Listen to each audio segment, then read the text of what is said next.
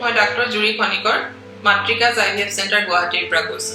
আজি মই আপোনালোকক প্ৰায় সুধি থকা প্ৰশ্নৰ উত্তৰ দিবলৈ আহিছো। বহু লোকে আহি আমাক সোধে যে বাইদেউ আমি IVF কৰিবলৈ ওলাইছো, আমাৰ বেবিটো নৰ্মেলি কনচিভ কৰা মানুহৰ দৰে একেই হ'বনে? এই ক্ষেত্ৰত মোৰ এটাই উত্তৰ যে হয়, আপোনাৰ বেবিটো একেই হ'ব। নৰ্মেলি কনচিভ কৰা মানুহৰ বেবি যেনেকুৱা হয়, IVF প্ৰেগনেন্সিৰ বেবি বিলাকো একেই হয়, তাৰ মাজত কোনো ডিফাৰেন্স নাথাকে। নৰ্মেলি কনচিভ কৰা বাচ্চাৰ মাজতো কেতিয়াবা এবনৰ্মেলিটি থাকিব পাৰে আৰু এটা পাৰ্চেন্টেজ থাকে। ঠিক একে ধৰণে IVFৰ জৰিয়তে কনচিভ কৰা বাচ্চাৰ ক্ষেত্ৰতো একে ধৰণে সেইটো এটা পাৰ্চেন্টেজ হ'ব পাৰে এবনৰ্মেল।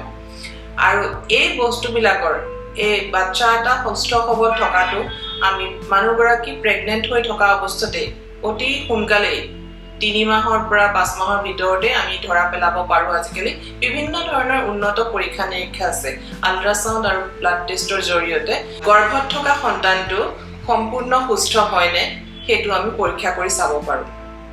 আৰু এই পৰীক্ষাৰ দ্বাৰা যদি কোনো বাচ্চাৰ অসুবিধা থাকে, নেচাৰেল কনসেপশনেই হোক বা আৰ্টিফিচিয়েল কনসেপশন মানে IVF হোক, যদি কিবা বিসংগতি থাকে তেনেহলে তাৰ ব্যৱস্থাও আমাৰ হাতত আছে। যে বেছি প্ৰবলেম থকা বাচ্চা তেনেহলে আমি সেই সন্তান আমি জন্ম হ'বলৈ দিয়া নাযায়।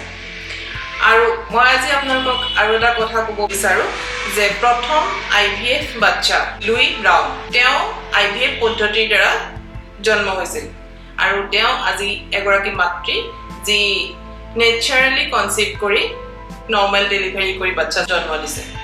গতিকে আপোনালোকে এইটো গম পালে যে IVF বাচ্চাই ভৱিষ্যতে নেচাৰেলি কনচিভ কৰি নৰ্মেল ডেলিভাৰী কৰিব পাৰে। নেচাৰেলি কনচিভ কৰা বাচ্চাও প্ৰেগনেন্সি ডেলিভাৰী কেতিয়াবা নৰ্মেল হয়, কেতিয়াবা সিজাৰিয়ান হয়। সেই ধৰণে IVF কৰা IVF প্ৰেগনেন্সিবোৰো নৰ্মেল ডেলিভাৰীও হ'ব পাৰে বা সিজাৰিয়ানো হ'ব পাৰে, বা এই ক্ষেত্ৰত বিশেষ ডিফাৰেন্স নাথাকে। আৰু IVF প্ৰেগনেন্সি আৰু নেচাৰেলি কনচিভ কৰা প্ৰেগনেন্সি একেই হয়, তাৰ মাজত কোনো ডিফাৰেন্স নাথাকে।